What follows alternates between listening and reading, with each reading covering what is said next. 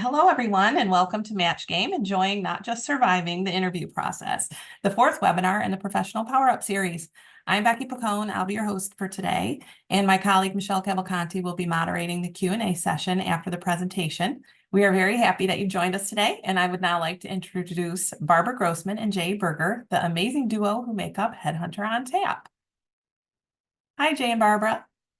Good afternoon. I was going to say good morning, but I guess it's good afternoon. Should we encapsulate just anybody who's joining us for the first time? Welcome.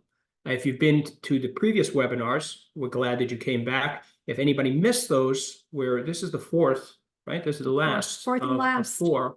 The first one had to do with contemplating what to do, what goes into thinking about transitions.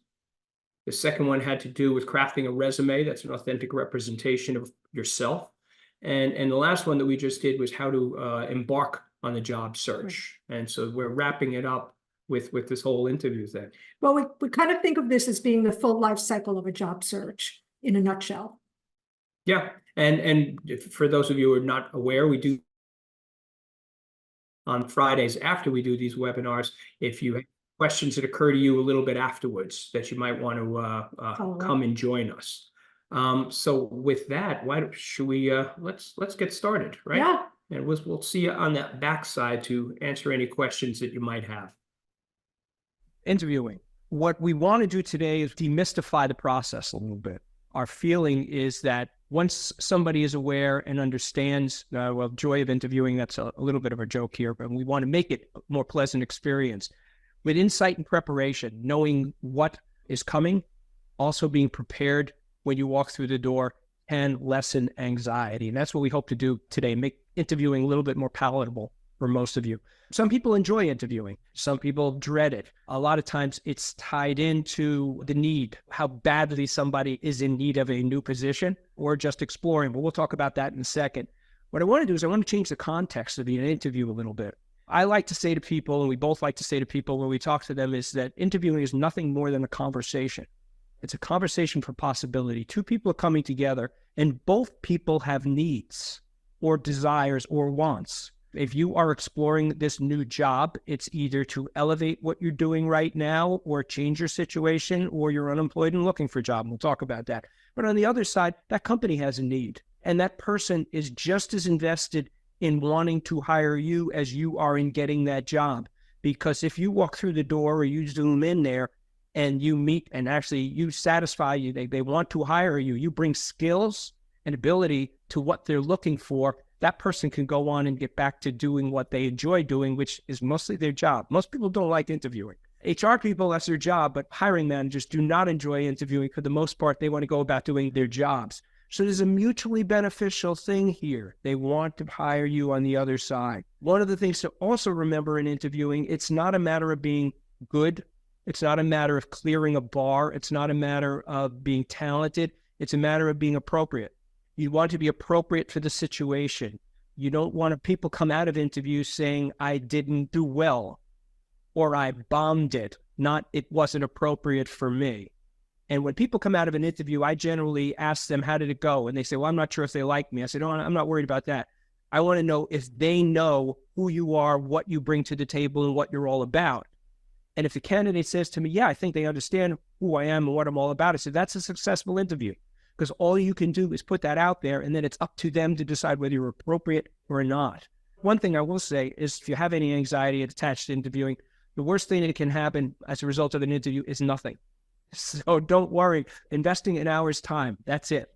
Your situation matters. Your situation matters because it may dictate time spent. The more motivated you are to make a change, the more preparation you might do. Obviously, if you are employed or unemployed, if you are employed and you're checking out and want a better job, great. The need is not as great as when you are unemployed. So mergers and acquisitions, the need is coming down the road. So you do have a timeline in the back of your mind, but it's not quite as urgent. And obviously, if you're happy where you are and you're looking for a better situation, you have less on the line and there's less anxiety attached to that. In all of these cases, though, it's a good idea to do preparation beforehand.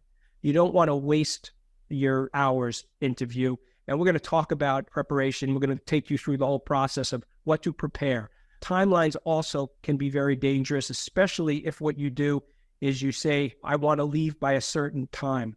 I want to leave by the end of the summer. We have found that people sometimes will lessen what they're looking for, lower the bar for what they want to achieve with a move.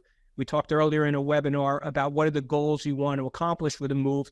And when you get the offer, weighing that offer up to what you initially intended to have happen.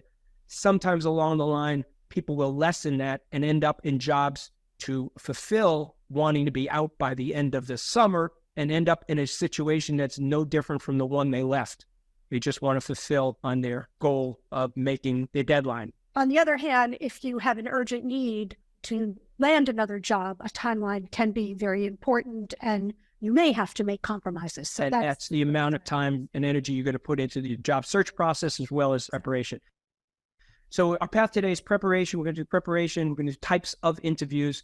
We're going to talk about the interviewing day. We'll take you through one person's story because everybody thinks their job search is somewhat unique. And then we'll have time for Q&A afterwards. Preparation. So research. Know the company that you're getting involved in, that you are interviewing with. You want to know their history. You want to know what their mission is. You want to know a little bit about their culture. You want to know about recent events, perhaps. That's a good thing to put in an interview because it shows that you are up on things and interested. People are looking to see if you have a high level of interest in not only the job, but the company. We put interview dress code in there because that's more about a cultural fit. I know of someone who actually was rejected based on his first HR screen because the HR manager said to him, you obviously didn't do any research. You showed up to this interview in a suit and our culture is very casual here. And his response was, well, actually, I did do my research and I saw that, but you didn't have any pictures of people interviewing. So I just assumed I should wear a suit. So the moral of that story is ask. Yeah, if you have any questions, especially when you're meeting for an interview, ask if there is a dress code or what their expectations might be. And that's particularly true with Zoom now, too. Yeah. Job description. Go in there and be up on exactly what the role is, what it entails. Be ready to ask questions if there's anything that's not clearly defined. Look into the people you'll be meeting. A lot of people, when we say, hey, do research into them, go on LinkedIn, find out their backgrounds, search the websites, because sometimes websites at companies will have profiles of the people. People think it's stalking. It's not stalking, it's due diligence. Any professional will want to know, they will look highly on you if you know a lot more about what you're getting involved in, because it shows preparation, it shows detailed thinking, it shows that you're being careful about what you're doing. And if you can use some of the information you see in that in the conversation, that's even better, whether you share a hometown or a company earlier on, whatever. Just don't be too personal. I do know someone who actually went and looked up where someone lived and commented about it, and the person interviewing her felt very intruded upon. Now that's stalking. So short Exactly. of that. Don't be too personal. So I recently talked to somebody who's got like 20 years in the field, and he was going on the interview, and I said, have you prepared any answers to questions? He was like, what are you talking about? I said, okay, go online and look at, you'll find a lot of sites that say the most frequently asked interviewing questions. I said, prepare answers to those. What you want to do is be prepared when you get in there. Very often we'll have people who will come out of an interview and they will say, oh, I had this one question and I answered it and I wish I would have said this. Well, by knowing most of the questions that will come beforehand, you'll have ready-made answers. And a lot of times the answers that you'll have ready-made, situations you've been in or how you would respond to things, you can use for other questions. I call that kind of your interviewing tool belt. You pull those things out. Look at those, prepare those questions. And actually this gentleman came out and said, thank God you told me this because they asked almost all the things that I did my research on. A couple of things to definitely prepare. Why should they hire you? All right. We're going to talk a lot about making your case, applying what you've done, what experience you have, along with your interest, why you're interested in this job, in this particular company, in this role, in this situation. And the more specific you can be about all of that, the better off you are in communicating a high level of interest. There's a technique to answering questions, the STAR technique. Barbara's going to talk about that a little bit later with behavioral interviews, so I won't go into that right now. Have questions ready. You do your research in the organization. You might want to know more. have questions about the job, the role, the team, the people you'll be working with, the level you're coming in. Have ready-made questions, and of course, pay attention while you're interviewing to see which ones might be relevant to use. But a lot of companies will assess people more based on the questions they ask than even the answers they give on Especially on interview. HR, the initial, which I'll get to in a moment when Jay is done, but that high-level screen, HR people often are looking for, do you have any questions for me? And they will kind of judge that. So not kind of, they will judge that if you don't.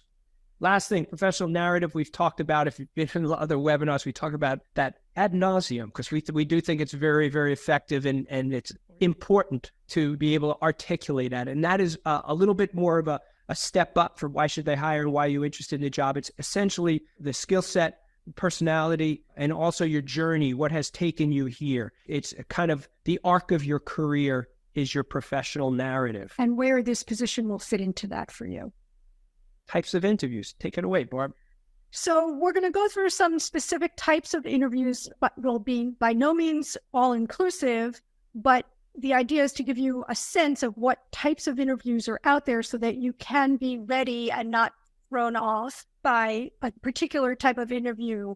Just know that all organizations and companies probably will have their own unique twist, but there are basically some categories of types of interviews.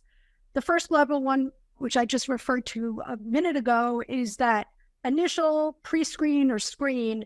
Usually it is done by someone in HR, could be an external recruiter like us, could be internal recruiters, could be an internal HR person, could be somebody on a team. I do have one company where that after the interview with me, that would be the first interview with them.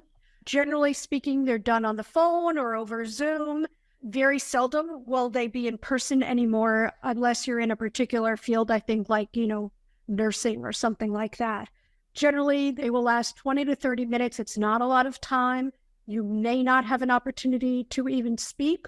Mostly you'll be listening to what they have to say, although this is when you would want to have questions ready for them if you are given an opportunity. And just remember that all first impressions matter. If it's just this like phone interview, don't think of it as like, well, this is not a real interview. If it's an interview with an external recruiter, we are the gateway to that company. We have to evaluate every interaction we have with you. So just bear that in mind. You said there won't be an opportunity for them to speak. I think what you kind of meant is the person is generally talking an overview of what the opportunity is, and they want to see your response to that and make sure that you're aware of what the opportunity is to make sure everything It aligns. Yeah, you're not going to have an opportunity. You're not going to get in depth in 20 or 30 minutes. I can promise you that. The next interview is when you probably will have more of an opportunity to do that. And that's typically a one-on-one interview with most likely a hiring manager or a person on the team. It's exactly what it seems like. I'm sure just about everyone on this call has been through this process already. We do encourage you to think of it, I think Jay said this already, as a conversation. It's beneficial to you rather than thinking of it as a performance, and we coach candidates on this all the time. Think of this as a conversation. It's an opportunity for a dialogue to see if they fit you just as you're looking to see if you fit them. Obviously, you want to be respectful. They have a job. You may or may not want that job, but they have the job you're applying for. But nonetheless, you are each looking to see if you're a fit. little bit of a deeper dive to the initial pre-screening. Sometimes a lot of a deeper dive, not even a little bit, can be. A group interview normally is something that people just don't like. They tend to be a little daunting. They tend to be a little intimidating. Even for people who are incredibly seasoned and senior, the notion of a group interview is oftentimes something that seems hard to navigate. They are indeed challenging on Zoom, where everyone's in that Hollywood square box and it's hard to make eye contact or speak directly to one person. But by and large, the trick to a group interview, this is at least from our perspective, we think that this is helpful. Approach it as you would any workplace meeting, where there are different people in attendance, different people represent different interests or different functions. They all have their own personalities, and your job is to see how to have that all mesh with you in the mix. So you want to make sure to greet each person by name. When you meet them in person, you may or may not have that opportunity on Zoom. Make sure that you address whoever's asking the question directly. Make eye contact with them as much as you can. Try to make eye contact with other people also.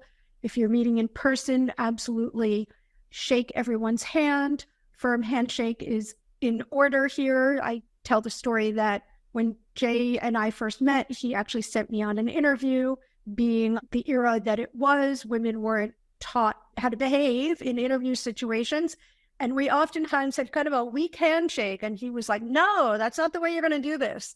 And I got like a lesson in handshaking. And by the way, served me well. I used it throughout my career. So That's a little bit of mansplaining. that it's obnoxious, Paints me in a but, bad light there. but Thank it you. was appropriate. It was proper coaching, It was also a career coaching. different time. But the point is, you want to shake hands and like mean it. A bonus kind of thing to do, if it's possible, is link your answers from one person to a question from a previous person. So as much as you can bring that whole process together and have it in context make some sense rather than just being one question about this and one question about that, that really can be very useful. There is a real pitfall warning here. It applies to all interviews, but especially in a group interview. Don't make assumptions about what people are thinking of you. If you happen to notice, and we hear this often, oh, so-and-so seemed very distracted, and I assumed he didn't really like me. Well, so-and-so may have a big situation going on at work and barely had the time to get into that interview, but wanted to be present and just needed to attend to the pressing things that were going on. Was on his phone the entire time trying to fix Right. something else and wasn't paying attention. Responding to the president of the company or a boss or a client for that matter. You just have no idea. So what happens when you make that assumption is you start to get in your own head, you start to not be so present. Stay present and don't worry. You will have plenty of time after the fact to process and think about and find out if somebody really didn't like you. And you know what? Sometimes you're right. Sometimes you're not connecting with someone or you're missing. But just don't make those assumptions in the midst of interviewing. Wait till afterwards. The stress interview. So the stress interview is designed to be a stress interview. It is designed to put stress into the situation, a work situation. It is not designed to stress you out personally and to drive you crazy. We have had candidates come back from interviews and saying, they were so awful. They made me feel. And it's like, whoa. You felt. The object of the interview is to challenge you in situations that would be typical, or types of situations that would be typical in your job. These are particularly done in careers where you're kind of the front line person with an important stakeholder or constituency. Teachers, customer service people, marketing people, fundraising people, people who here know a lot, salespeople, people who come up against difficult or angry. Yeah, I worked with a technology company and they had sales engineers who would go on calls and they had technical expertise, but they were also making a presentation. And when part of the interviewing process was going through a mock presentation, and they deliberately would challenge the person and give them questions to field or tell them they were wrong and see how they would react in that situation. How would they overcome objections? There Was could how be they some put it. role playing going on in these interviews that won't be obvious to you. They're not going to say, well, now we're going to role play, but they will do that kind of thing to see how you react. Sometimes a stress interview is kind of embedded within the interview. Sometimes it's more apparent if you're a teacher, for instance, and they tell you, we're going to ask you to deliver a lesson plan and you will be observed by 3 people. So there are different ways that they go about it, but the most important thing to remember is it's not meant to be personal. It's meant to see how you respond in different situations. The behavioral interview is the most common type of interview. It shows up in all different ways and forms, but by and large, they're looking for several types of things. They're looking for your ability to be adaptable. you might be given a question or asked a question. Tell us about an experience where you had to completely change course. What happened? How did you do it? They're looking literally for your behavioral, your actions, given different types of problems or situations. They may be looking to see if you're a team player. What kind of teamwork do you participate in? Have you participated in? And mind you, they may have a situation going on in their organization that you're not aware of. There may be a very difficult team member. So you may be given a question like, think about a situation where a colleague disagreed with you or you disagreed with them and you were really far apart. How did you resolve that? I've known of situations where there's a particularly contentious team member and everyone who comes into contact with this person has a little bit of difficulty. They want to make sure you can navigate that and won't be really thrown off by it. Motivation, that often comes up in a very subtle way, but they're kind of looking for, did you take the initiative to solve a problem? Were you able to be successful? Did you align the people necessary? How motivated and able are you to be in those kinds of situations? Time management is a really big one, and under that comes not just time management, but prioritization. Think about a time where you had to completely redo a difficult project and you were on a deadline. How did you manage that?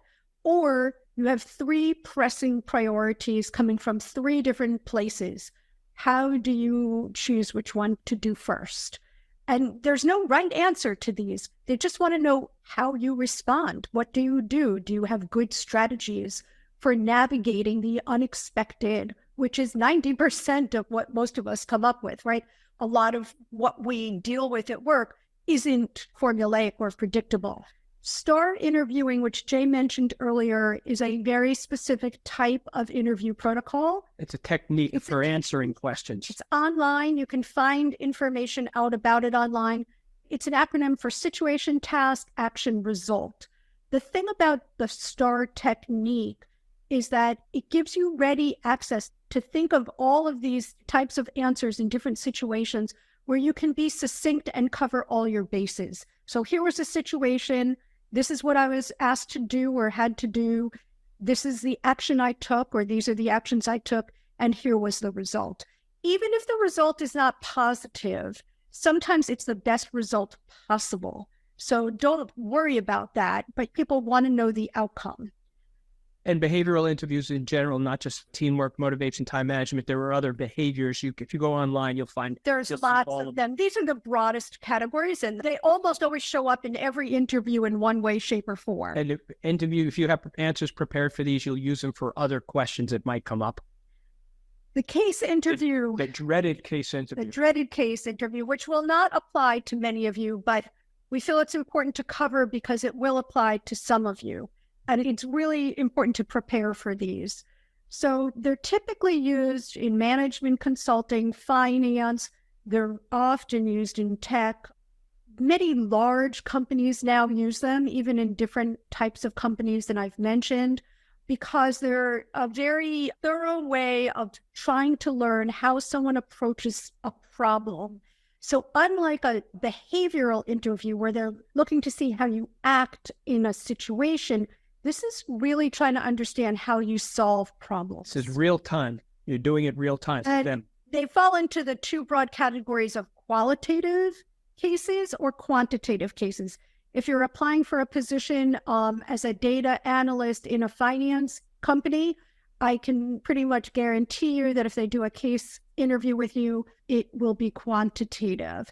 Some companies and some positions do both with you, depending on the type of role. So there's the Bible online or in print of case interview preparation is called Case in Point. They give you lots and lots of samples of cases and take you through them and how to best resolve them. About a decade ago, a lot of case interviews were very theoretical, like how many ping pong balls can fit in a 747 jet? And they wanted to hear how you went through that. That became kind of overdone and actually a little bit disparaged. They don't usually use that anymore. More often than not, if they're not in an exact situation within a company, it will be something similar to what they will be dealing with. They often last, they can be an hour. They're usually about 45 minutes to an hour, hour and a half. Some companies will put you, take you through 4 or 5 different case interviews in a day. The whole day of interviewing is about case interviewing. The key is to take your time, be thorough, be thoughtful, be clear about what you're being asked. If you're not sure, or if you have different ways coming to mind to answer the question, like very broadly or very specifically, it's okay to ask them, how would you prefer? I could handle this in one of 2 ways. Which way are you more interested in? This is really important. Talk through your thought process out loud. For those of us, and many of us are trained when we're asked a question to have the answer, just come up with the answer. This is more like those math tests we had in high school where you had to show your work. I hated those tests. It's a little bit like whiteboard. Here's a whiteboard. Like, Whiteboard. okay, show me, here's the problem. Take me through your process. And And show going up, and you might be on a whiteboard, you might not be, but it's like talking very about simple. exactly our step you're taking. I've never heard of a case situation where it's not okay to take notes, so you just know what to refer back to or your steps later on. And be sure to kind of complete your thoughts and wrap up.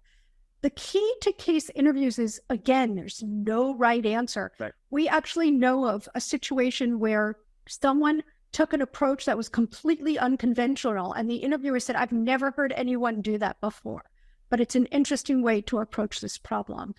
The person didn't get it right. They didn't even do what's typical, but it was completely acceptable, if not maybe stood out. And they got hired. They did get hired. So I think That's it's successful. probably a good thing. Yeah, the way they approached it.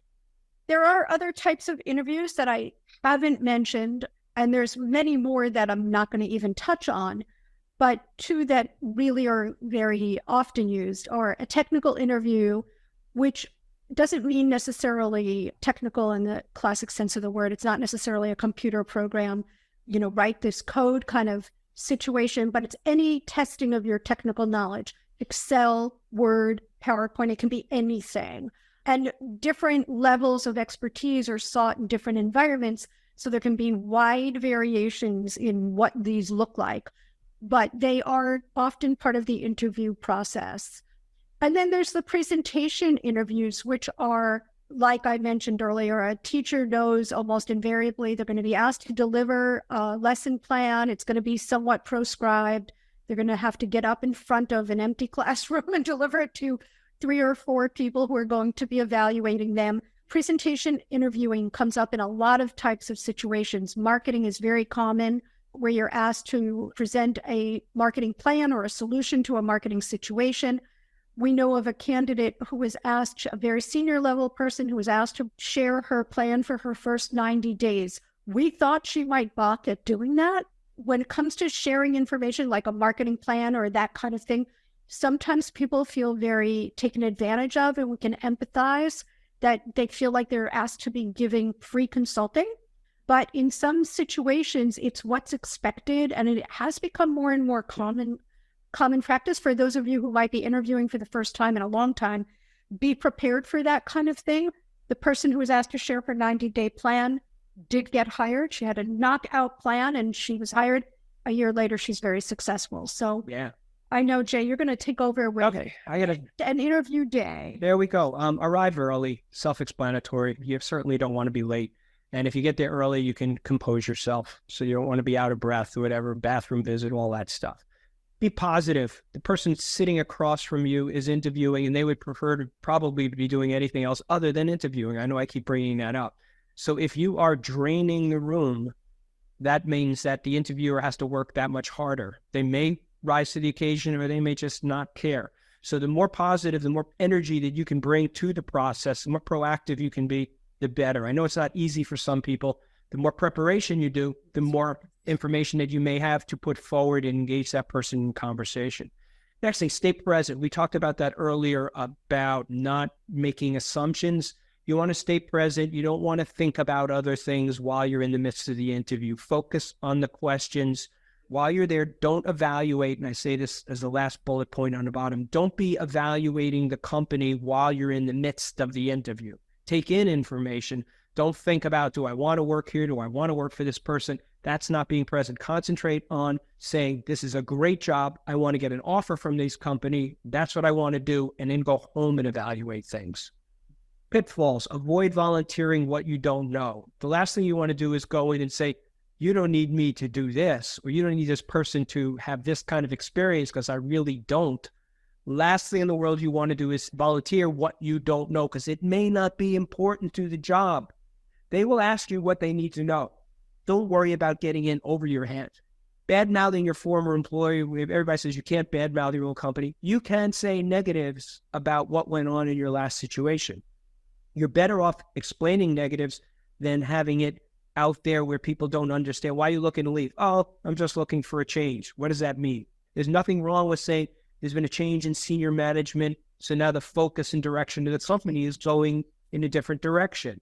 Or I had a boss that I loved who was a strong communicator. We had a great relationship. That boss left. I now have somebody who's not great communicator, collaborator. I want to work with somebody that I can work with. There's nothing wrong with explaining what's going on, especially since you don't want to get into that situation in your next job. You just want to do it in a way that's respectful and positive. Overreacting and making assumptions, we kind of covered that before. Evaluating the interview, job situation while you're there, we covered that. A couple tips. I suggest this to everybody who's interviewing. One of the tips is reframing the interview if at all possible, making it more about the future than not the past. When you go in and you meet with somebody, oftentimes what you can say to them is, listen, I saw the job description. I have a sense for what you're looking for, but if you can give me a 5-minute overview of exactly what your expectations are, what you see as what you want this person to accomplish, I'd love to be able to speak to you about what you're looking for rather than just go through my background. And oftentimes what happens is they say, well, we want to move forward with this kind of initiative, doing this, doing that. And that will allow you to engage and say, oh, as a matter of fact, in one of my other companies, we went through a similar situation. You can actually pull things from the past and make it more of a planning session rather than just talking about your past. You're talking about their present and their future. And you can get into a more of a collaborative type of conversation. The other thing is the killer final question.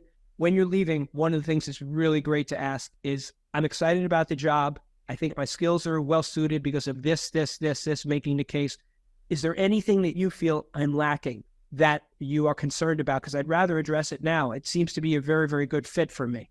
That way, if there is any nagging thing, you can address it and have an opportunity rather than leave it there. And most future employers like that. They like that initiative. They like the fact that you'll address things head on. Follow-up thank you notes. We talk about this in every one of the webinars. Everybody appreciates a thank you note. The more personalized it can be, the more you send, the better. Follow up on jobs a week afterwards. Talk about your interest. Keep making your case, and more thank you notes. Even if you don't get hired, you could follow up, say thank you for the opportunity, especially if you met with a great hiring manager. People do ask us all the time, is it okay for me to follow up? And the answer is, of course it's okay to follow up. Just be mindful, like if they say, well, we'll let you know in 2 weeks, don't follow up in a week, wait the 2 weeks. But by all means, follow up. And as Jay said, again, after that follow-up, thank the person. Could be just a thanks for that quick call and the status. So Rachel's story, the reason we added this is because some people don't feel like their interview story is unique to them. She was an HR person that we were working with. She was changing jobs and she shared some of her experience. It took her 9 months to find a position. She said she must have applied to 1,000 positions. She had 25 interviews along the way. And maybe most importantly in her journey, these are things that you may run into. She ran into them all. She heard nothing, no response. A lot of people are familiar with that. She was ghosted. All of a sudden, she heard positive things, and then the person just disappeared. Wrong fits. She interviewed, not a right fit for me. She got lousy offers. She had one position she was really excited about, and then it got pulled at the last minute, and she was regretful of that. And then she ended up in the ideal situation, one that really worked. At the end of it all, after 9 months, she said, all in all, I really appreciated this self-discovery process. She took it as kind of a way where she grew. And actually, as an HR person, to have that experience is great to understand what people go through. Now, this is not everybody's experience, but don't be shocked if it goes on with you. Takeaways, kissing frogs. We talked about that in our last webinar about applying for jobs. Same thing here. Go out there, talk to a lot of people, look for appropriate positions, things where their want your need match or your wants and wants match. Talk to a lot of people. Expect and enjoy the journey. It's a conversation, all right? It's just more conversations to see where you match. I kind of like sometimes say it's like dating. You go out there and you look for some special person, and then all of a sudden it works. And people come out of interviews and they say sometimes, Jay, it wasn't even like an interview. It was so easy. And I like to say if they ask all the right questions, you're a genius. If they ask all the wrong questions, you're an idiot. But that's not true. It's actually, you're either appropriate or not. It has nothing to do with Or you're your skill level. Yeah, appropriate or not, or you're a fit or not. It's the right job for you because of all sorts of things like that. It's not personal. That's an example of it's not personal, it's appropriate. And talk to people. Nothing ventured, nothing gained. I will just, on this final note of our final webinar, interviewing is a lot of chemistry. There's a lot of chemistry involved. So Jay mentioned dating, which is what made me think of it. But sometimes it's inexplicable, like why someone really got hired and someone else didn't, who might have seemed to have better credentials. And I think we tend to forget, especially in this era of algorithms and application portals, that really fit really does matter. And what fit sometimes comes down to is, do you have the right chemistry for the person you're going to be working for the team, for the organization, for the culture? This is human resources, talent acquisition. It's about people, not just about a list of qualifications. And I just want to encourage you to remember that. And it does go both ways. We've had people who've interviewed for jobs and come out and said, I just couldn't see myself there. I just can't see myself in that place. And it's like, they can't even articulate why. It just does in their gut. It doesn't feel right. And I think you kind of have to trust Your gut.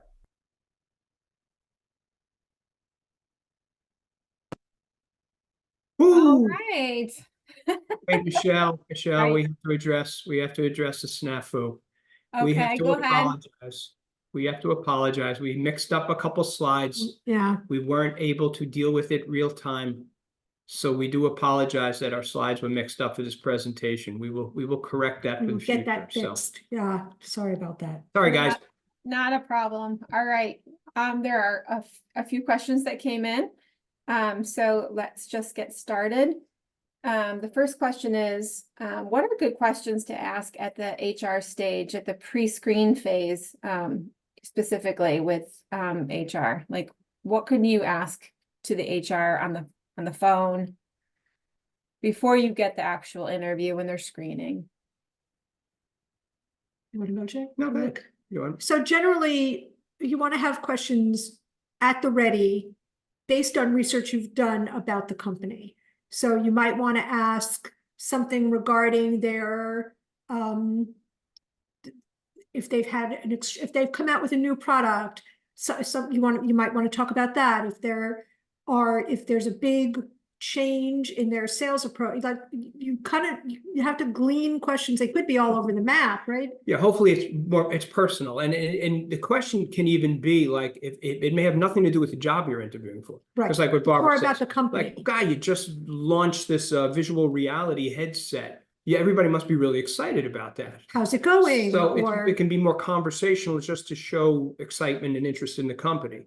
The other thing you can talk about is culture. You can ask questions about culture that might be there. You can also ask questions that are a little bit more like, well, what's the size of the department or that the I'm team. interviewing with? Oh, where does this person fit within the team?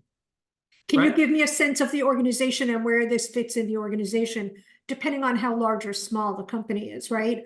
And it's important either way, but yeah, you can add, so they can be team specific for what you're interviewing for, culturally oriented, company wide. There's no right answer there, but you want to show that you've done your homework and it's not kind of just like a random application. You want to stay away from questions like how much vacation, what's your some of that stuff at that stage. You don't. If it is HR related, what you might want to say is how supportive are you about continuing education? You know, if I Or wanted to take professional development. professional development, if I wanted to take some courses and do some coursework, you know, is that available within your organization? Because I'm looking to, pick up new skills. So That's very helpful. Okay, next one. Can you ask how many people they are interviewing in your interview? You can, but why? Yeah, I mean, the whole key is why. Does it matter? And if they say we're interviewing 3, okay. We're interviewing 20, okay. I mean, and if they say they're interviewing 20, are you going to look crestfallen? And then go, oh. So, I mean, Good point. to refer, really, it doesn't really matter. You want to ask questions that really are pertinent to you. That's just kind of like, oh, do I have a shot at this? Right. later in the process, that could be meaningful, like how many Yes. people, where am I fitting in at this point, right? Like, Yeah. where am I in the contention? But at the very outset, there's probably not a lot of value to that. Even with Right. recruiters, like when I'm sending somebody in for a 3rd interview and they'll say, okay, how many, this is the final interview. I'll say, well, how many finalists are there? Yeah, They may ask that, but earlier on or whatever, doesn't mean that much. Doesn't matter And that by much. the way, just if they say 3 and then 4 more really qualified candidates crop up and you're not aware of them, does it make a difference? No, yeah. right? You can get, I mean, this happened recently, you No, can I get had- knocked out by a late admission who gets the job. I had a situation where I was recruiting for a company, and recruiters, remember, work for companies. All right, as much as they care about candidates, or we care about candidates, we are responsible for getting the best possible candidate for our clients and companies. And I had somebody who had been through several interviews and was looking very positive for a particular role. And then I came across somebody who was just better suited. And I'm responsible, but the responsible thing for me to do is to say to the company, I have somebody else. I don't know if you want to be open to somebody new, but here's why this person's good. Well, sure enough, that person went in and got hired. The other candidate who was in the loop was obviously quite disappointed. So it can always change. The key Right. is don't try to figure out what you can't control.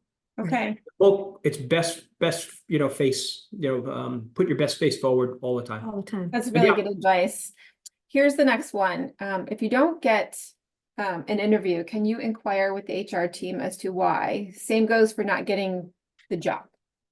Yes, you can, and more often than not, you're not going to get an answer. So even we, as professional recruiters with relationships with the companies, oftentimes don't get feedback. Yeah. I believe there are a lot of reasons for that. I can't document this, but sometimes the hiring manager just doesn't have a good reason. Sometimes there is a reason that's personal and they don't want to share that. Like, we just didn't have good chemistry with you. They don't want to say that. Sometimes it's that there's, they're just not ready to make a decision. Sometimes they don't really know exactly what they want. I mean, there's so many possible reasons. We had somebody internally that we wanted to promote, but we had to interview 3 people before we could Because that's make, our requirement. because that's required. So Right. the interviewing process. Right. That can be certainly a reason. It's as well. certainly, you can certainly ask. There's no reason not to. Just don't be surprised if you don't get an answer. Right. Barbara said it great about chemistry. So it can be chemistry. Like, why? I don't know. I just, I'm looking for somebody that I just can connect with. Yeah. It's odd. Here's another one. Are employers, interviewers, and we hear this a lot, are they allowed to ask what I'm currently making, or what I need to make? And how can I not answer this question or these questions politely? So in New York City, and I believe state No, now, state. it is a state, and in some other states also, it is now, very recently, not legal to ask how much you are making.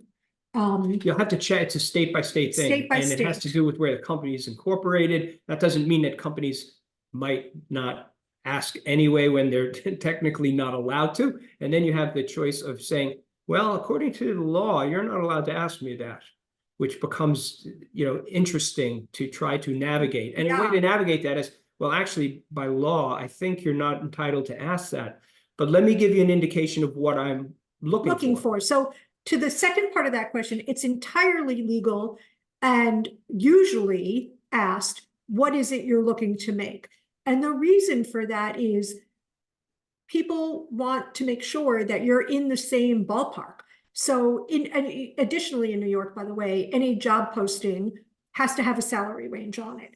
So the flip side of that is the company has to disclose kind of where their range is.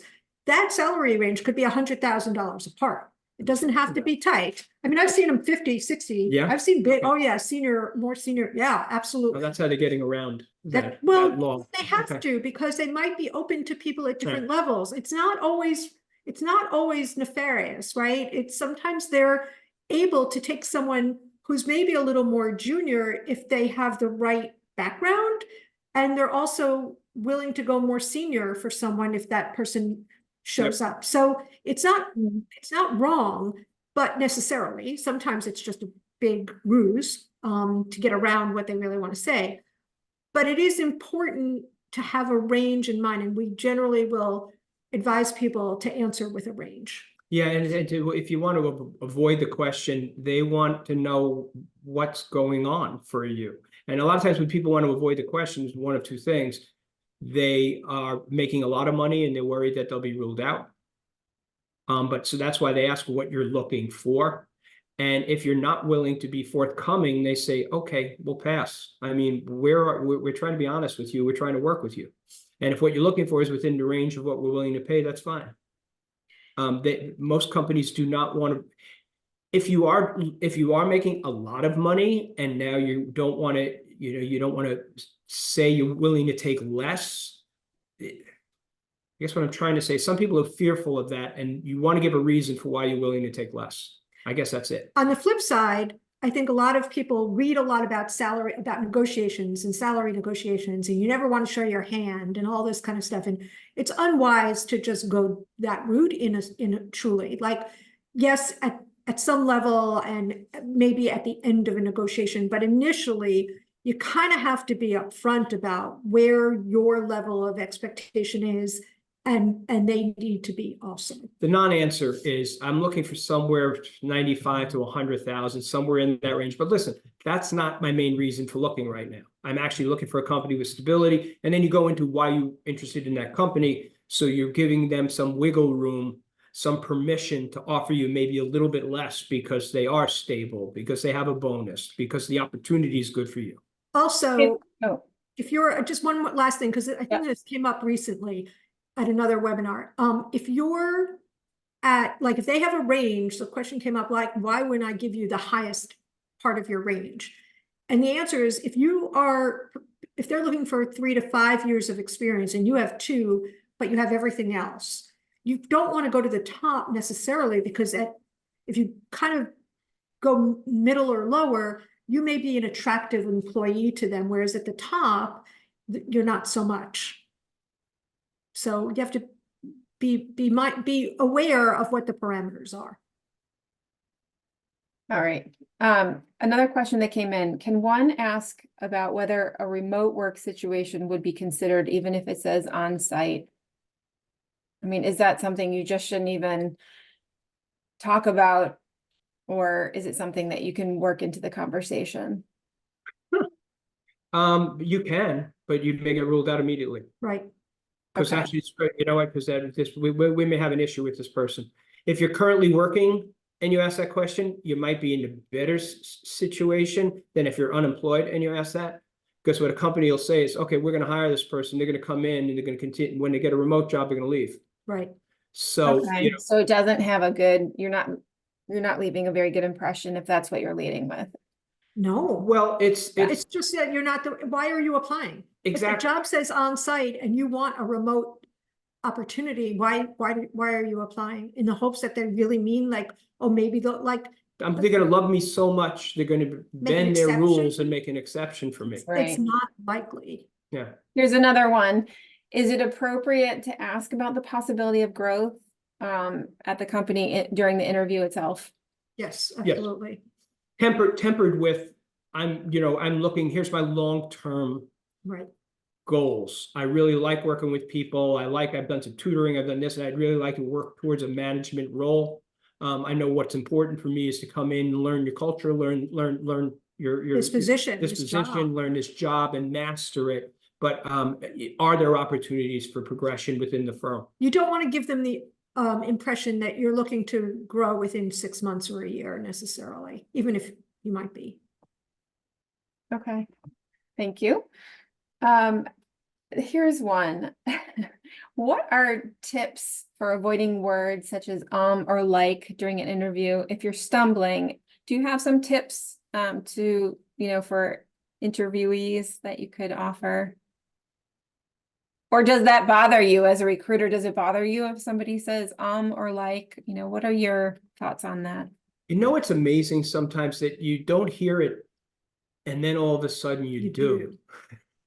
So it's That's a like, lot. whoa, and then it's like, here's I guess what I would say, short of a speech coach, but but that's extreme.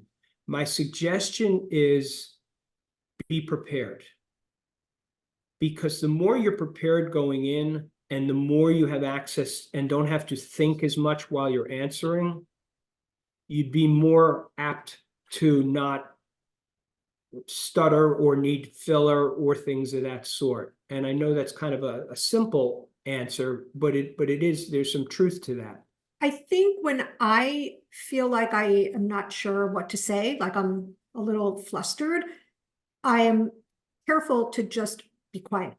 Like I just tell myself, don't talk yet, so that what doesn't come out of my mouth is, I'm not sure. Like, And another hint, besides being prepared, so you know what you want to say, the other thing is you can slow down how you talk. I Right. mean, I talk very quickly, and when I actually should slow down and let my brain process stuff before my mouth goes. So I would suggest that you just slow down how you deliver your answers. I just want to share this. I don't know if you can see the chat, but this was something posted by James. And he said, couldn't be on for the whole thing, but just wanted to say that after attending last year's webinars, working on the resume and doing a few interviews, I'm happy to report that with Barbara and Jay's help, I was able to pivot out of HR and land a full-time job, as a full-time data analyst. Can't thank Barbara and Jay enough for sharing their time and wisdom. Highly recommend scheduling a one-on-one appointment with them if you can. Which, by the way, Becky has put links to above in the chat. So if you haven't signed up for a one-on-one complimentary chat with Barbara and Jay, please do that. James, I can't speak for Barbara, but I got goosebumps when reading your message. So thank you for coming on and sharing that with us. That's so That was meaningful. very nice. that feedback, and Wow. honestly, those success stories are what it's all about, right? Yeah. We That's do great. really understand that most people, there's a big myth out there, like, how do I work with a headhunter? And it's like, well, as a candidate, you kind of can't. Like that we're hired by companies, not by individuals. Mhm. And our whole goal is to share what we've learned through years of doing this with people as candidates so that you can have access to that information. So that's really great, James. And congratulations. Do you like it? I hope so. Well, I really appreciate you sharing that, James. Thank you. There's also another question here. It kind of speaks to just what you said. I mean, without having a human, there are platforms out there that help people with their job search and organizing themselves. There's one that recently that I was looking at called Teal. It was in one of these job search blogs. And it helps you tailor resumes, organize and manage your job search. They track your job search like all in one place. They help you with your resume and like keyword search, keywords put into your resume. So my question is, what do you think about platforms like this? Or do you think that people would benefit from using these kinds of platforms? Or do you think it's more about just learning how to do a job search the way we're talking about it in this webinar series? I haven't seen it. I mean, that's kind of a softball, but I haven't seen it. I think there are some things that platforms can help you with, like tracking, like a tracking mechanism. Great Yeah. thing. Automate what can be automated. Keywords, I think, tricky. They don't know. They like, how do they know what keywords you should be using? I'm not sure. Remember, every algorithm is about regression to the mean. You're always going to look like everyone else. The idea is you want to look different. right. So don't use Not too different, but you want to That's right. have to differentiate yourself. distinctive. Because listen, if everybody uses that platform, all their resumes are going to look Look- identical. Right. We used to notice when templates came out, less so recently, but especially right around the pandemic, before and after, there was a rage of people using templates, and we would get, Jay and I separately, different searches, very different types of searches, would get like the same template for like a month. And we were laughing like, well, this is the trending, this is what's trending on wherever. And it all looks the same. We're big on that people have to tap into really what's inside, what is authentically them. Your authenticity is your power. Your authenticity is your power. And if you can tap into authentically, your being, and be able to transfer that or word it into a resume, it's a more powerful document. I don't know if machines can do that. They may at some point. I don't believe they I'm not can willing now. to say it never will Yeah. put us out of business. I know whenever there's a new technology, they say, oh, recruiters are going to be passé. We won't need them anymore. I remember when the internet came along and all of a sudden, no, now they're not going to need recruiters anymore. Except companies have armies of recruiters, large companies. Yeah. So All Yeah, right. I think There's it's another, oh, go ahead. Sorry, Barbara. just to say, Michelle, I think it's tricky. Think about what things are best automated. Tracking a job search, absolutely best automated. Right? word processing, great Yeah, tool. like love it. Except, it's a double-edged sword. Now you have to tailor your resume all the time. With the AI, if we can do Right. very quickly, Barbara, when AI came out, Barbara decided to do a resume or job description. I had Chat GPT do both. And when I first read it, I went, oh my God, she just said, this is what I told it, and this is what it came up with. And I was like, oh my God, this is unbelievable. This is terrific. And then I read it again and I went, this isn't really saying anything.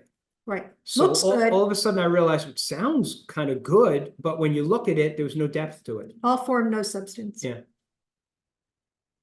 There's another question here.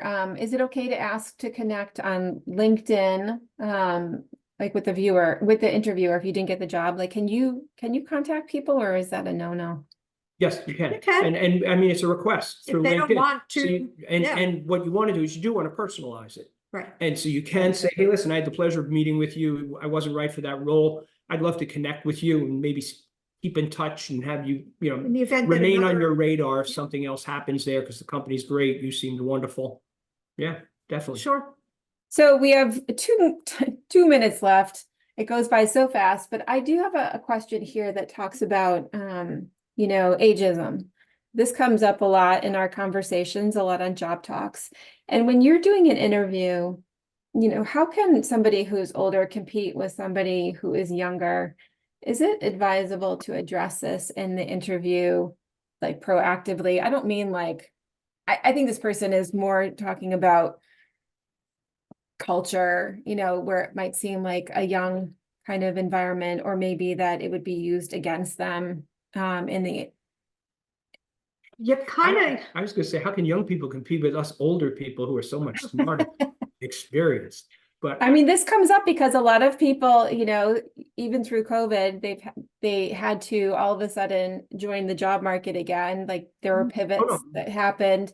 And so I think that this person is, talking about that basically is after a career of 25, 30 years, whether you're taking a lesser job, whether you're competing for something that you're qualified for.